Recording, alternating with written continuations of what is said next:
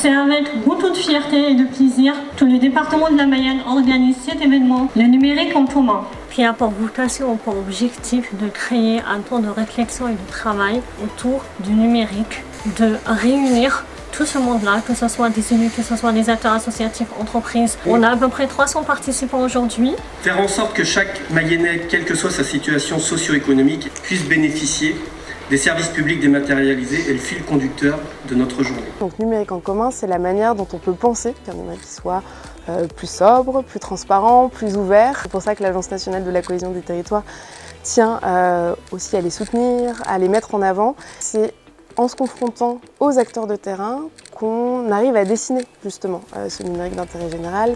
Nous sommes très attachés à ces usages numériques, mais il faut s'en servir. Et il faut savoir s'en servir. Or aujourd'hui, une partie de notre population est naturellement assez éloignée de ce sujet parce que l'usage numérique est compliqué. L'accès au numérique est compliqué. Et pour ça, il faut être épaulé, il faut être aidé. Et c'est l'objet de l'engagement du conseil départemental et l'occasion de cette journée de réflexion et d'engagement sur le sujet. Je vous prie de faire un tonnerre d'applaudissements à Jacques-François Marchandise. L'usager n'est pas défectueux, les publics ne sont pas éloignés. On va s'en expliquer quand même. En fait, ce que je trouve intéressant à organiser NEC 53, c'est que vous avez à la fois des élus locaux, des gens qui viennent du travail social, qui viennent du numérique, qui viennent de l'administration. On arrive à se comprendre s'il y a de l'interconnaissance, s'il y a des échanges informels, etc. Ce qui veut dire qu'il ne faut pas juste un gros événement, il faut aussi ce qui est en train de se produire en ce moment là, les temps d'atelier. Les groupes sont suffisamment petits pour que les gens puissent se parler. On aura 7 ateliers thématiques, donc numérique et école, numérique et handicap, numérique et santé, numérique et écologie, numérique et parentalité, aller vers et citoyenneté.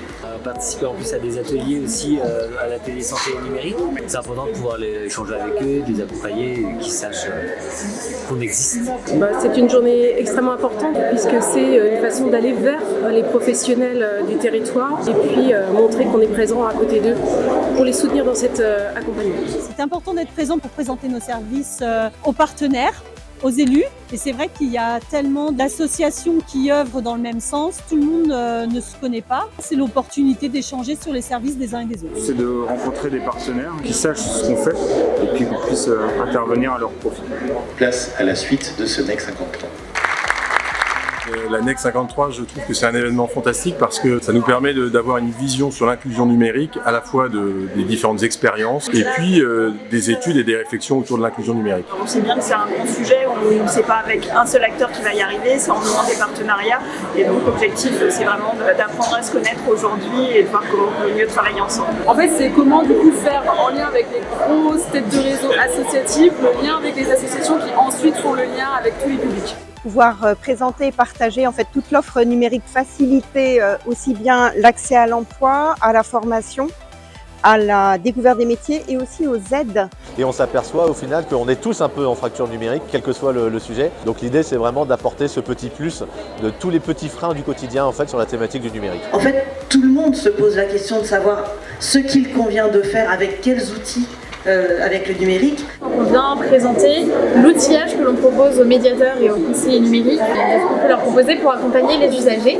Nous, l'idée, c'est de faire connaître cette offre à destination des médiateurs et aussi avoir des retours sur qu'est-ce qu'on peut améliorer. L'idée, c'était de faire en sorte que les Mayennais aient accès au numérique.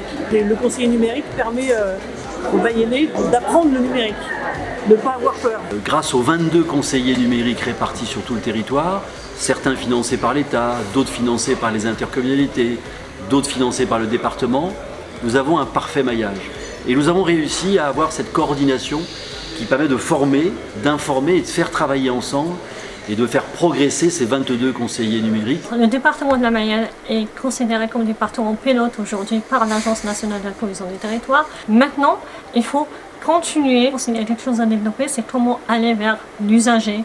Après, c'est vrai que c'est comment on se projette vers cette éducation populaire au numérique qui va aller toucher d'autres publics sous d'autres formats, en allant vers, en ciblant des thématiques qui ne sont pas forcément évidentes. Je souhaite que ces conseillers numériques soient inscrits complètement dans les gouvernances locales et contribuent à la cohésion des équipes. La table ronde de ce matin a permis de positionner effectivement ce besoin de penser la numérisation avec un fort prisme humain. Les institutions coopèrent certes, mais c'est d'abord des individus au sein de ces institutions qui coopèrent et il faut que ces personnes se rencontrent physiquement. En fait, il n'y a pas une seule inégalité numérique, il y en a énormément.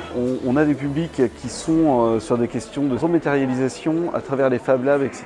pour travailler ensemble sur des projets communs. On a un Fab Lab handicap. Nous créons des aides techniques sur mesure pour les personnes en situation de handicap. Tout ce que les personnes en situation de handicap ne trouvent pas sur le marché et on crée vraiment le projet avec eux. On est plusieurs tiers-lieux à être présents aujourd'hui parce que les tiers-lieux, ce sont aussi des espaces qui s'intéressent au numérique, on va dire, d'intérêt général, au numérique citoyen pour répondre aux besoins sociaux. Le numérique c'est bien, et puis il faut des lieux identifiés. Les tiers-lieux peuvent être des lieux pour accueillir ces projets numériques. Nous, on estime à peu près une centaine de personnes qui passent dans les tiers-lieux dans la journée, qui est sur 3 piliers, la culture, le social et l'économie. Merci à l'équipe, c'est grâce à vous qu'on a réussi. Voilà.